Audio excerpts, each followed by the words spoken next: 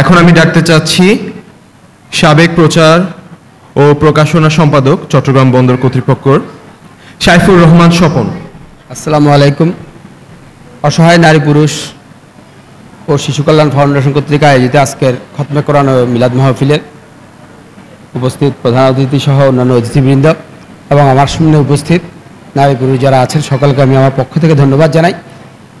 আমি প্রথমত ধন্যবাদ জানাই ওসমান ভাইকে যে আমাকে এত সুন্দর একটা অনুষ্ঠানে আমন্ত্রণ করার জন্য। আমি আসলে অভিভূত যে আমি অনেকদিন ওনার কাছ থেকে এই সম্বন্ধে শুনেছি, কিন্তু আমি কখনো কোনো আরও দু একটা অনুষ্ঠানে আমাকে আসার জন্য অনুরোধ করা হয়েছিল, কিন্তু আমি আসলে সময় দিতে পারিনি, আসতে পারিনি।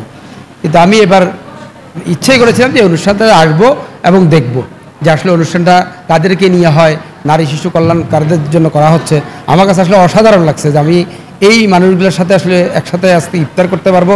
এবং এখানে আবু ভাই যেহেতু বন্দরের সাথে রিলেটেড, আমিও বন্দরে চাকরি করি, আমি আবু ভাইকে ব্যক্তিগতভাবে চিনি, হয়তো উনি আমাকে চিনেন না, কিন্তু উনি উপস্থিত হয়েছেন এখানে, আমার কাছে আরও ভালো লাগতেছে। তো সবাইকে ধন্যবাদ জানিয়ে আমি আমার বক্তব্য শেষ করছি। আসসালামু আলাইকুম।